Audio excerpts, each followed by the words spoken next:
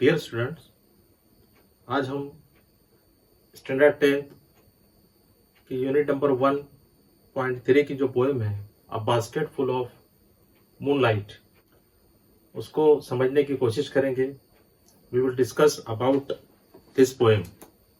देखिए, ये जो पोएम है, this poem is written by an Indian poet Sunil Sharma.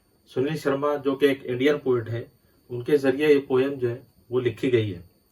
और इसका जो बेसिक थीम, जो आइडिया है, वो मैं आपको बताता चलूं कि the poet of this poem is a child, और वो जो है he lives in a village.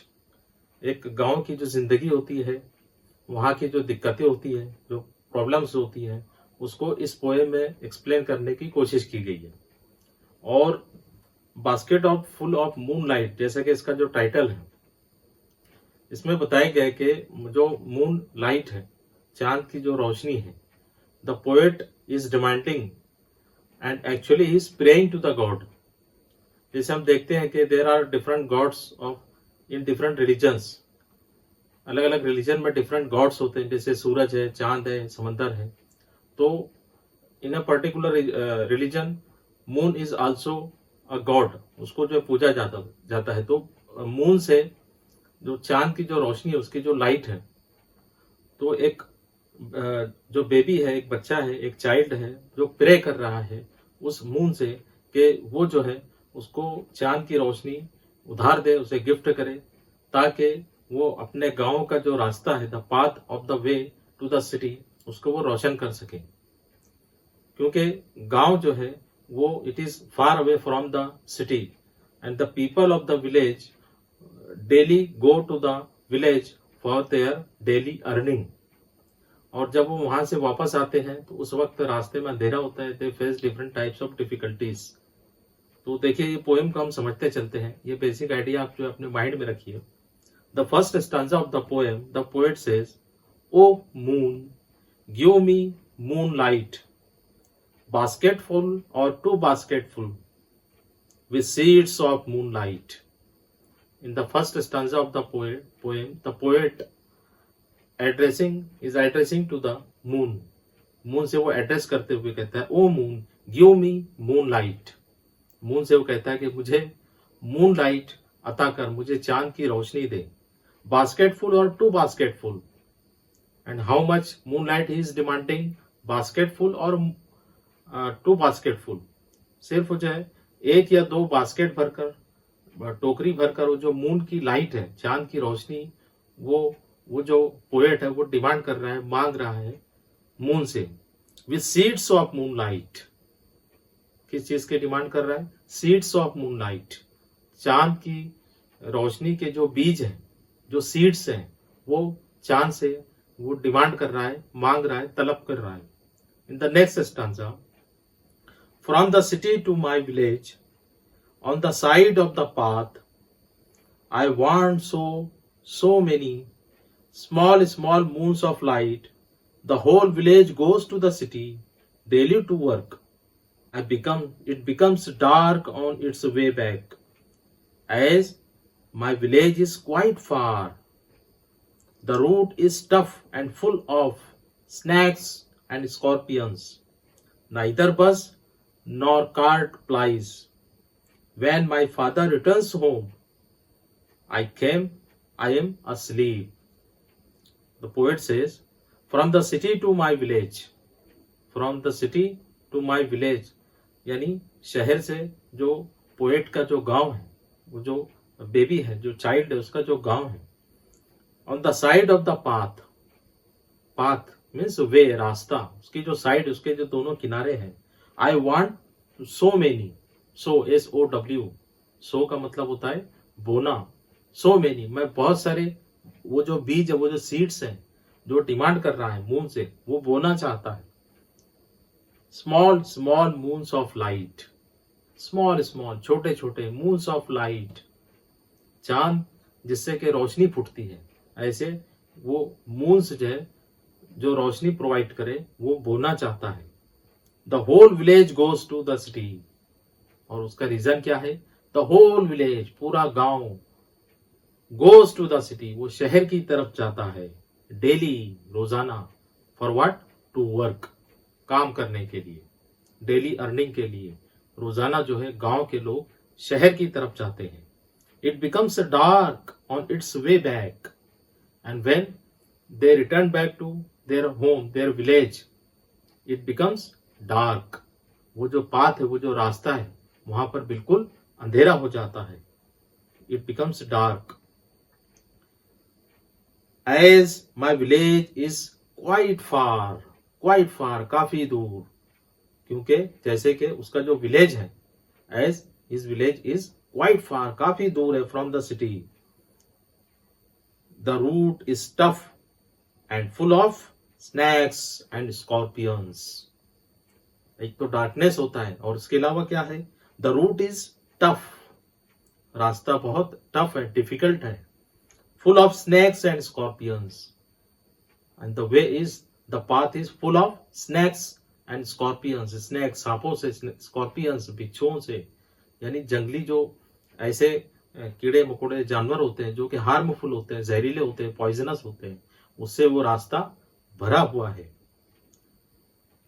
Neither bus nor cart plies, और उस पर एक डिफिकल्टी क्या है, नाइदर बस, ना तो कोई बस, नॉर कार्ट, कार्ट मीन्स कोई भी ऐसी सवारी का जरिया, गाड़ी जिसमें जानवरों का इस्तेमाल होता है, जैसे बैलगाड़ी हो सकती है, तांगा हो सकता है. Neither bus nor cart plies, ply means to travel continuously. जैसे हम देखते हैं कि ज्यादातर जगहों पर बसें जो कंटिन्यूअसली ट्रैवल करती है एक जगह से दूसरी जगह जाने के लिए, बट जो पोएट का विलेज है वो इतने फासले पर और इतना अलग थलग है कि वहां पर कोई सोर्स नहीं होता है कि लगातार सफर किया जा सके. Neither bus nor cart plies when my father returns home, I am asleep. And when the poet's father returns home from the city after completing his job, his work, जब अपना काम खत्म करके वापस आते हैं विलेज में, घर पर, तो at that time what happens, I am asleep. Poet जो है वो गहरी नींद सो जाता है. And he goes back early in the morning while I am sleeping. And then early in the morning his father returns to the work, to the city. Early morning उसके father जो city की तरफ रवाना हो जाते हैं, early morning, बिल्कुल सुबह. और at that time I am, the poet is sleeping, poet उस वक्त तो सो रहा होता है. Means the poet can not communicate, to talk, to see his father. वो अपने फादर से बात नहीं कर पाता है, उसे अपने फादर को देख नहीं पाता है, अपनी बातें वो जो है उनसे शेयर नहीं कर पाता है. तो ये तमाम रीजन है कि वो डिमांड कर रहा है, तलब कर रहा है, मांग रहा है मून से. क्या मांग रहा है, moonlight. The next stanza, oh moon give me a basket full of moonlight on loan. फिर वो क्या कहता है, oh moon give me a basket full of moonlight, एक बास्केट फुल मून लाइट मुझे अता कर. और कैसे अता कर, ऑन लोन, लोन पर, यानी कि मुझे उधार दे दे, क्योंकि पहले वो डिमांड कर रहा है सीड्स, ताकि वो उसको उगाए, मून को जो है वो रास्ते के किनारे पर उगाए, और जब वो मून की रोशनी उसे मिल जाएगी तो वो उस मून की लाइट को वापस कर देगा मून को. इसीलिए वो कह रहा है कि मुझे मून लाइट अता कर. कैसे, ऑन लोन, कर्ज के तौर पर, उधार. Give me a basket full of moonlight on loan, I want to light the dark route so that my father returns early. I too want to hear fairy tales and stories from him. अब वो अपनी एक wish, एक ख्वाहिश का जो इजहार करते हुए कहता है कि I want to light the dark route. जो डार्क रूट है, जो अंधेरे से भरा हुआ रास्ता है, उसको वो लाइट करना चाहता है.